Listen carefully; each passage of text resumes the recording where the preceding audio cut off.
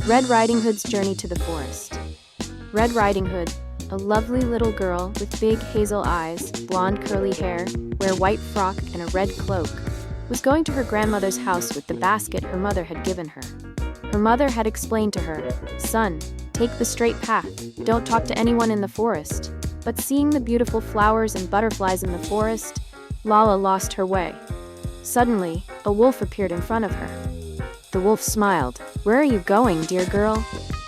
Red Riding Hood's big eyes were shining with innocence, and her red cloak fluttered in the light breeze. Red Riding Hood said, "To her grandmother's house, taking her cake and medicine." The wolf laughed heartily. Now his plans were made. He quickly reached her grandmother's house and knocked on the door.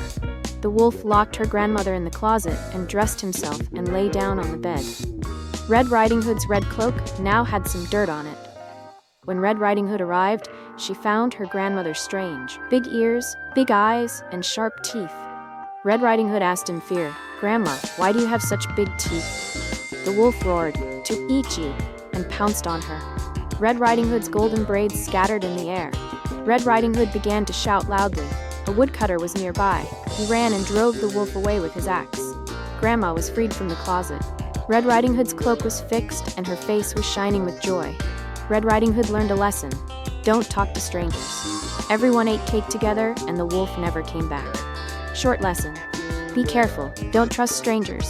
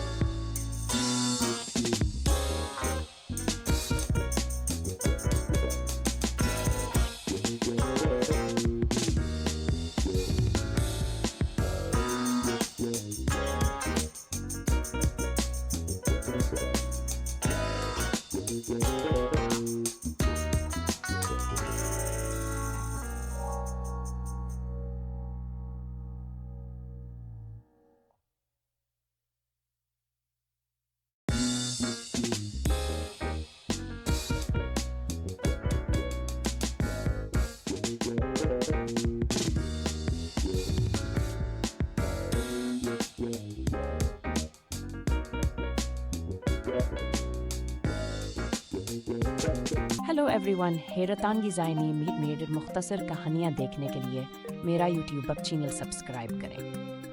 आप इसे YouTube पर तलाश कर सकते हैं और इसका link @bedtime stories 331 है। इसमें मुनफरद किरदारों और हैरतांगीज़ कहानियों के साथ कहानियों की एक कोसी अरेंज है।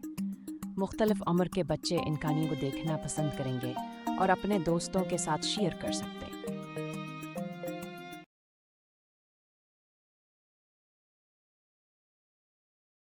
रेड राइडिंग हुड की जंगल की यात्रा।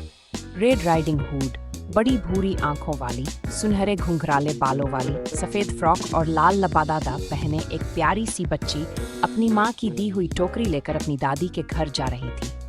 उसकी माँ ने उसे समझाया था, "बेटा, सीधा रास्ता अपनाओ, जंगल में किसी से बात मत करना।"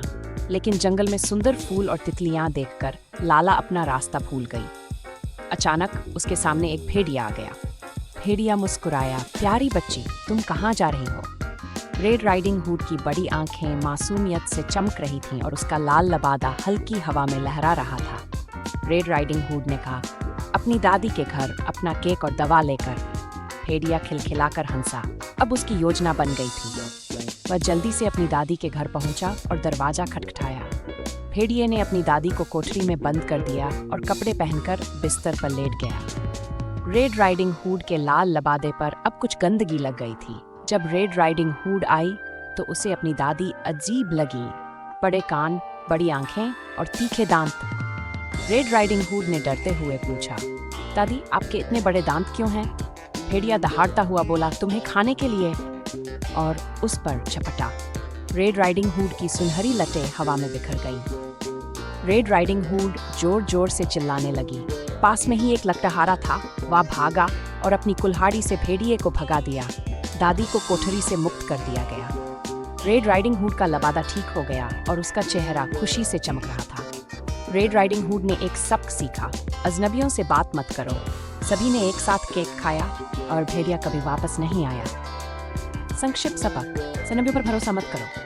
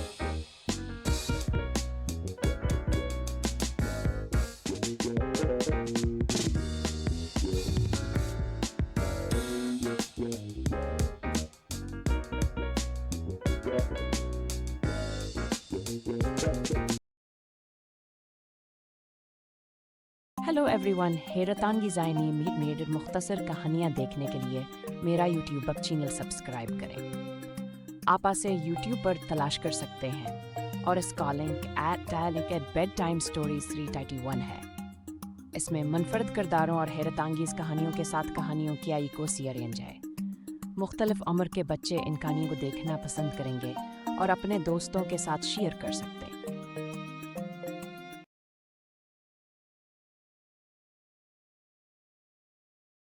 रेड राइडिंग हेड का जंगल का सफर। रेड राइडिंग हुड बड़ी हीज़ आंखें, सुनहरे बालों वाले घंघरियाले बाल, सफ़ेद फराका और सुर्ख चादर वाली एक प्यारी सी लड़की स्कीमा के दी हुई टुकड़ी के साथ अपनी दादी के जा रही थी। स्कीमा ने इसे समझाया था कि बेटा सीधा रास्ता अख्तियार करो, जंगल में किसी से बात मत करना।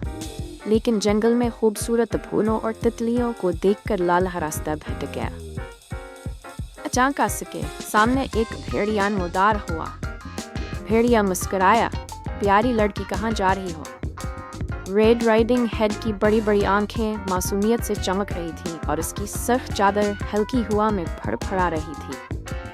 रेड राइडिंग हेड ने कहा, अपनी दादी के घर इसका केक और दवा लेकर। भेड़िया दिल से हंसा, अब इसके मंसूबे बन चुके थे। वो जल्दी से दादी के घर पहुंचा और दरवाजे पर दस्तक दी। भेड़िए ने अपनी दादी को अलमारी में बंद कर दिया और कपड़े पहनकर बिस्तर पर लेट गया।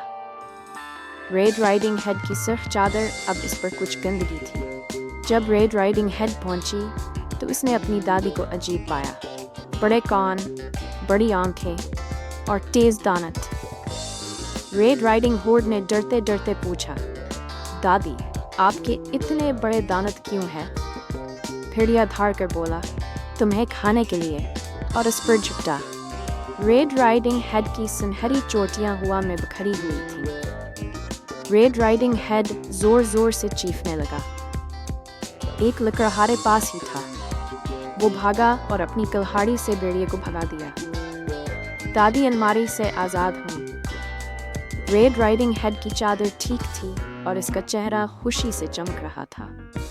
रेड राइडिंग हेड ने एक सबक सीखा, अजनबियों से बात ना करें। सबने मिलकर केक खाया और भेड़िया कभी वापस नहीं आया। मुख्तसर सबक, होशियार रहो, अजनबियों पर भरोसा ना करो।